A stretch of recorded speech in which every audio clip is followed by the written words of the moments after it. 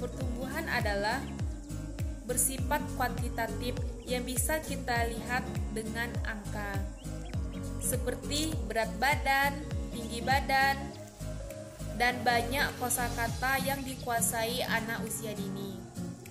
Perkembangan adalah perubahan struktur dan fungsi suatu organ yang bersifat kualitatif dan dapat dilihat dari perilaku anak, seperti cara memecahkan masalah atau berkomunikasi secara verbal. Baiklah, di sini saya akan membahas tentang konsep dasar dari pertumbuhan.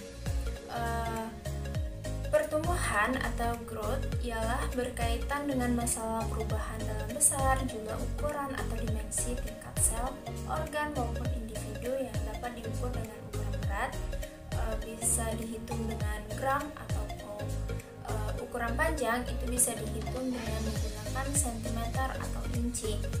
Umur tulang dan keseimbangan metabolis atau retensi kalsium dan nitrogen tubuh.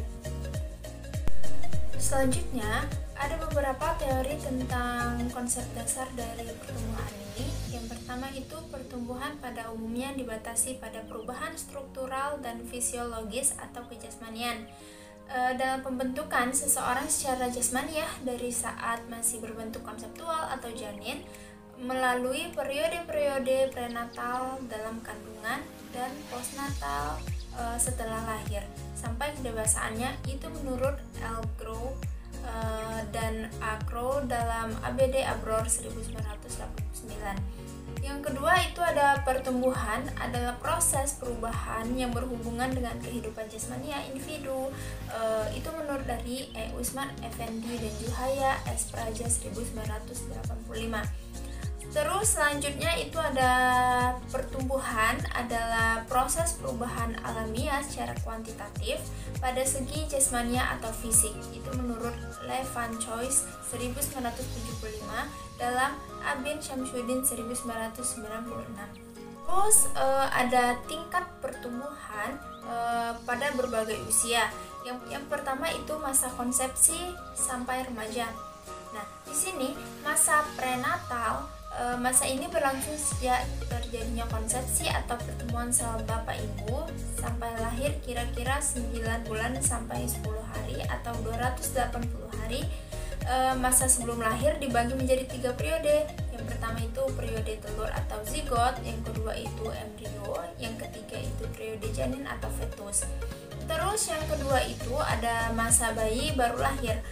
Masa ini dimulai dari sejak bayi lahir hingga bayi berusia 10-15 hari.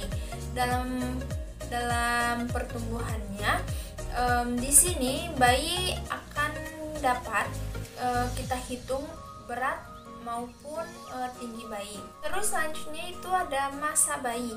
Masa ini dimiliki atau dimulai dari usia 2 minggu hingga 2 tahun.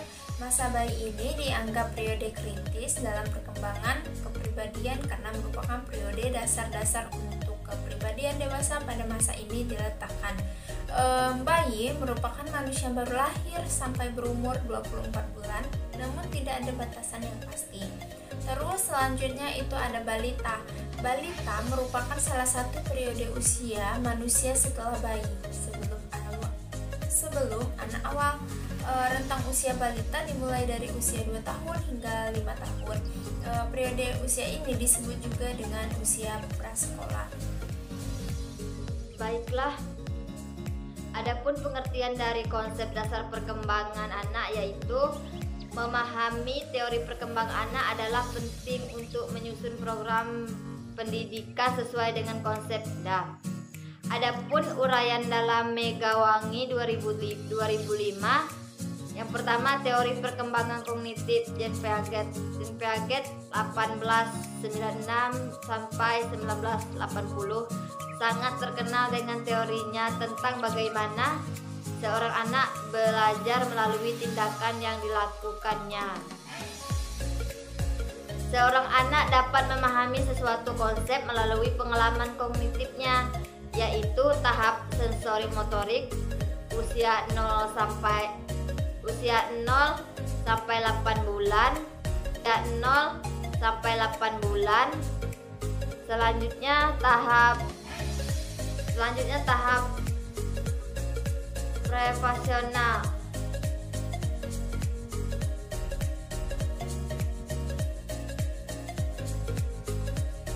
Selanjutnya tahap preoperasional, yaitu usia dari 18